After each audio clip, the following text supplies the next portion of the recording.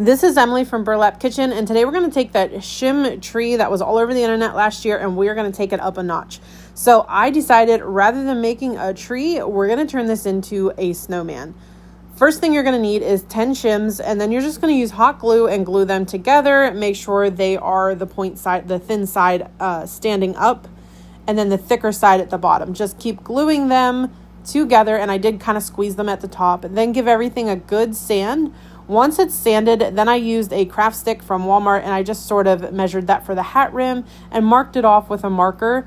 And now I'm just going to use some black acrylic paint, and this is going to be the hat of the snowman.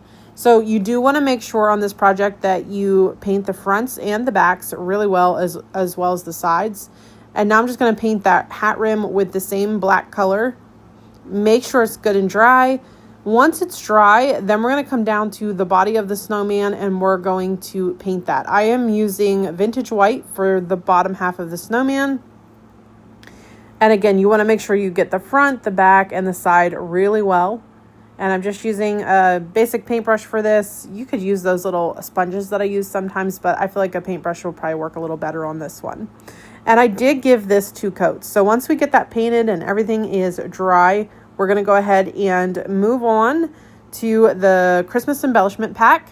And I pulled out the cardinal and the snowman nose. So the first thing I'm going to do here is paint the cardinal with the red, and then I'm using toasted terracotta for the nose. And I did give that 2 coats. Make sure they're good and dry, and then I'm going to go over them with my sandpaper. Once I'm done sanding, I used some antique wax and a blending brush and just sort of blended that in to give it that rustic look. And now I'm going to sand the entire snowman. So I just sanded everything, the front, the back, the sides, the hat rim, and I just glued that in place. I'm going to take some fabric here and add a cute little scarf. I believe this fabric came from Jubilee Fabrics. I love their fabrics. They have so many pretty fabrics to choose from. So I just tied on a scarf. Then I'm going to hold that nose in place and add the eyes. I like to do that just in case I mess up and have to move the nose over a little bit. I did add some blush for the cheeks, and then I'm going to add the nose and just glue it in place. And next I'm going to add the little mouth, and I'm just using dots, and I'm using a Paint Effect Sharpie marker. And of course you always got to play around with the scarves to get them to look the way that you want to.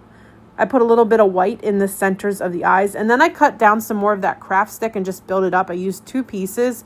That way my cardinal will lay flat on the hat rim too.